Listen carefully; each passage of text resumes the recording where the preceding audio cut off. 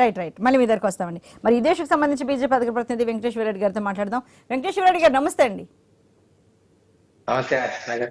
వెంకటేశ్వర రెడ్డి గారు, అసలు ఈ మనం ఇప్పుడు అంటే అందరూ ఢిల్లీ రాజకీయాల చుట్టూ తిరుగుతున్నాయి, మొత్తం ఏపీ పాలిటిక్స్ అని అనుకోవడానికి కారణం ఏంటంటే బీజేపీ ఇంతవరకు నోరు విప్పకపోవడం. అసలు ఇంతకీ ఏపీ పార్టీ నుంచి బీజేపీ ఏం ఆశిస్తోందండి?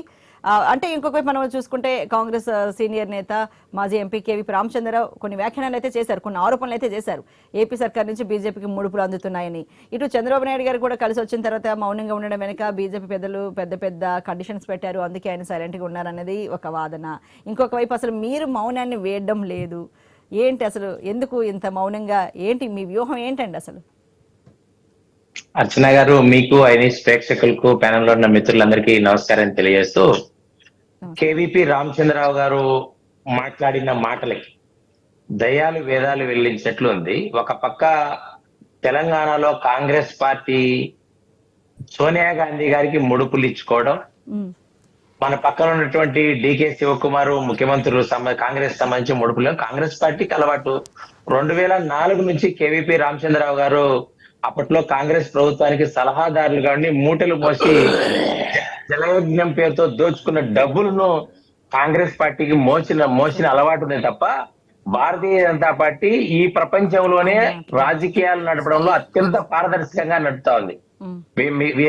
వీరొక్కసారి కావాలంటే భారతీయ జనతా పార్టీ ఖాతాలు గాని మిగతా విషయాలు గాని తెలుసుకుంటే మంచిది. కాబట్టి కేవీపీ రామచంద్రరావు గారు మాట్లాడుతున్న విధానాలు తన ద్వంద్వ వైఖరిని తెలియజేస్తున్నారు. ఒకవైపు ఏమో శర్మిలాను నేను కొట్టినట్లుంటాను, నువ్వు తిట్టినట్లుండి, ఒక సైడ్ జగన్ కు సహాయపడడం కోసం వాళ్ళు ఒక సైడ్ చేసుకుంటూ పోతూనే భారతీయ జనతా పార్టీని ఏ విధంగా మాట్లాడతారు? రాష్ట్ర విభజనకు కాంగ్రెస్ పార్టీ కారకులై ఉండి కూడా ఈ రోజు చట్టం సరిగా చేయలేకపోయిన సందర్భంలో ఈ రోజు వీళ్ళు మాట్లాడడానికి ఏముంది? కాబట్టి కాంగ్రెస్ పార్టీకి పుట్టగతులు లేవు. దేశంలో ఇప్పుడు రానున్న ఎన్నికల్లో కూడా వీళ్ళకి 40 లోపే పార్లమెంట్లు వస్తాయి, మళ్ళీ ప్రతిపక్ష స్థానం కూడా రాదు.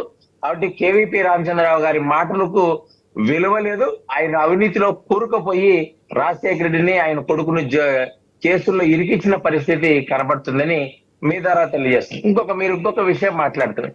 జరుగుతున్న రాజకీయాలు, పొత్తులు, తెలుగుదేశం పార్టీ జగన్మోహన్ రెడ్డి కలవడము, అదే విధంగా భారతీయ జనతా పార్టీ నోదు మెడపడం లేదు.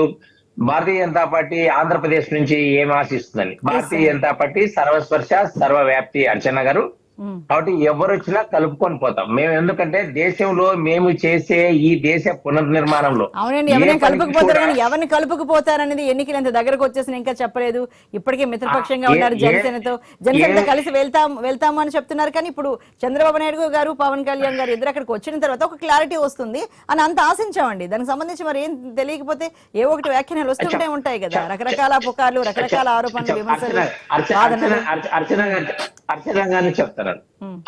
ఆంధ్రప్రదేశ్ లో మరీ అగ్రెసివ్ పాలిటిక్స్, తెలంగాణలో కొంత తక్కువ. ఇక్కడ సామాజిక సమీకరణాలు గాని, తర్వాత ఇక్కడ ఉన్నటువంటి మీడియాలో వింత పోకడులు గాని, ఒక్కొక్క పార్టీకి ఉండటం గాని, ఇవన్నిటికి కూడా ప్రజాస్వామ్యంలో రాజకీయాలను కొంత కలగలుపుతున్న మాట వాస్తవే. మీ అందరికీ కూడా సందేహం వస్తున్న మాట నీవే.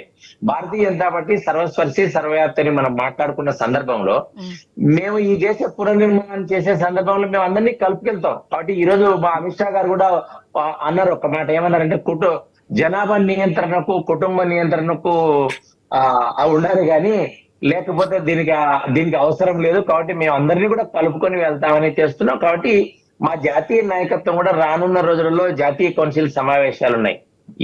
ఈ నెలలో ఈ వారం చివరిలో ఉన్నాయి. అవి అయిపోయిన తర్వాత పూర్తిగా నిర్ణయం తీసుకుంటుంది. ఈ రోజే పార్లమెంట్ కూడా అయిపోయింది. కాబట్టి ఆంధ్రప్రదేశ్ నుంచి మేము ఆశించేది ఏం లేదు. మాకు ఇక్కడ 2019లో ఎటువంటి ప్రాతినిధ్యం లేనప్పటికీ కూడా లక్షలాది కోట్ల రూపాయలు ఈ రోజు అభివృద్ధికి మనం కేటాయించాం. జగన్మోహన్ రెడ్డి గారు కలిసిన విషయం కూడా మీరు మధ్యలో ప్రస్తావన చేశారు. జగన్మోహన్ రెడ్డి గారు కలిసినది పాతపల్ల దాసరి పాడింది పాటే అన్నట్లుగా ప్రతిసారి వెళ్ళినప్పుడు కూడా అవే అడుగుతున్నారు. స్పెషల్ స్టేటస్ అని ఆయనకి తెలుసు. 5 సంవత్సరాలు పూర్తి అయిపోయింది. 2019లో దాన్ని పాటెత్తుకుని అంతటా వీధులు తిరిగారు. దేశంలో ఎక్కడా లేదు, అది ముగిసిన అంశం అని. స్పెషల్ స్టేటస్, స్పెషల్ ప్యాకేజ్ ఇస్తామని చెప్పాం. ఎక్స్టర్నల్ ఎయిడెడ్ ఫండ్ కూడా వస్తుంది, వాటికి ఇస్తున్న విషయాలని చెప్పారు.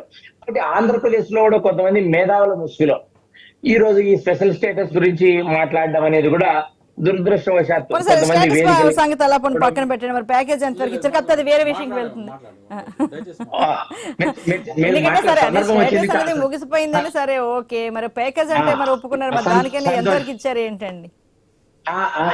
దాని కోసం సపరేట్ గా మీరు డిబేట్ పెట్టండి. పెట్టాలి. నా దగ్గర పార్లమెంట్ లో మంత్రి గారు ఇచ్చిన సమాధానంతో అంటే సహా నేను సమాధానాలు ఇవ్వగలను కాదండి ఖచ్చితంగా. ఎవరికైనా కావాల్సింది యాక్చువల్ గా ఏం జరిగింది, ప్రజల్లో ఏ ఏమి మార్పు వచ్చింది, జరిగింది? ఎంతవరకు ఎంత అభివృద్ధి జరిగింది అనేది కావాలండి ఎప్పుడైనా.